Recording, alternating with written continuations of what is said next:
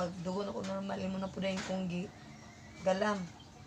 Mo man to, gianak man to nako din gitabok ni Alex sa sapa. Kuan man to, mura giuray man ni siya. Giuray ka atong una? Baki oy. Hala. Pero meron ako kanina atong wala pa ko naburos, yung pagkalam pa miya rin. Hindi wala ko gidugo 1 month. Dayon sa ikaduha ng kabulan nagidugo ko labnaw ba. Ani ko siya diri ko nay buros ko nay tanaw gud ko na English ako. Dili man ni bata day. Unsa din ni siya nga uray. Mo to gipakuha ko niya og kanang katong ampul bang abot mig tubod ni Alex. Lagtang. Bisa pero uban man na bang ato ingnon ko nila buros man ka tulo ka bulan ana. Pero para sa ko dili man jud ko buros pagduol na ko sa iya.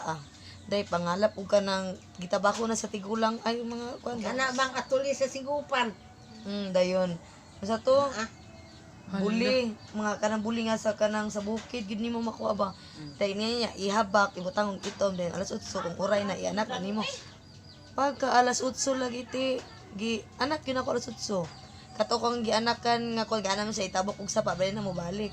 Kitabok ni Alex sa sapada sa bukana sa lugait ba. Tabok niya na dito ilubong sa tabok. Gilubong ni Alex. Pag utro siya, pag normal ni mo og dugo, pag human, ani balik diri kay Galamon teka mo na si Arian ako. Naburos na ka. Kanang Hala kuyaw no. Ang kana ganda ang uray. Anam sa naibin siya, maghalay jud kunog panty sa gawas ba. Di gid ay maghalay og pante sa gawas. Kay baki manggod na iya habang Ba, pagkagawas lagi kay